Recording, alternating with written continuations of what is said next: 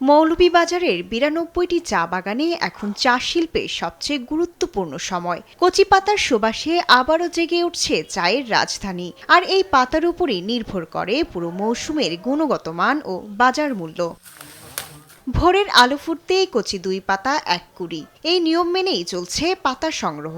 দুহাত ভরে কচি পাতা যেন শ্রম আর জীবিকার গল্প বলে। প্রতিদিন নির্দিষ্ট পরিমাণ পাতা সংগ্রহের লক্ষ্যমাত্রা পূরণে ব্যস্ত শ্রমিকরা। দেশের অর্থনীতিতে গুরুত্বপূর্ণ অবদান রাখা এই শিল্প নতুন মৌসুম শুধু কাজের ব্যস্ততাই বাড়ায় না, বাড়ায় আয় রোজগারের সম্ভাবনাও। পয়সা বেশি হয়, বেশি পাতা তুললে 10 কেজি 20 কেজি 30 কেজি পাতা তুললে তো এটা নিজের লাভ। 2 মাস পরে আমরা পাতা তুলতে আসি, আমরাকে খুব ভালো লাগছে।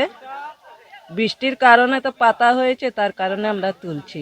আবহাওয়া অনুকূলে থাকলে উৎপাদন বাড়বে বলে আশা করছেন বাগান সংশ্লিষ্টরা। এই বছর আমরা একটা আগাম বৃষ্টিপাত পেয়েছি চা বাগানে, যেটা আমাদের চা গাছের জন্য অত্যন্ত উপকারী।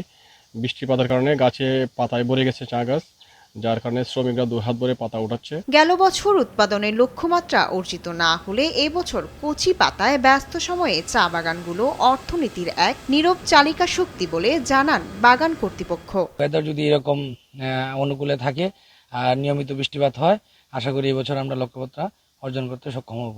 আগামীতে বৃষ্টি ও তাপমাত্রা ঠিক থাকলে ভালো উৎপাদন হবে বলে জানান এই কর্মকর্তা।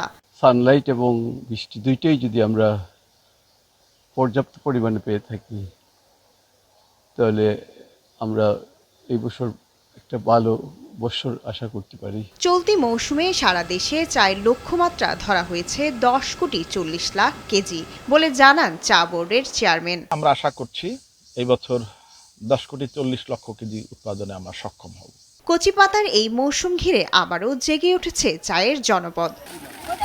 শায়লা খান, নিউজ ডেস্ক, দেশ টিভি।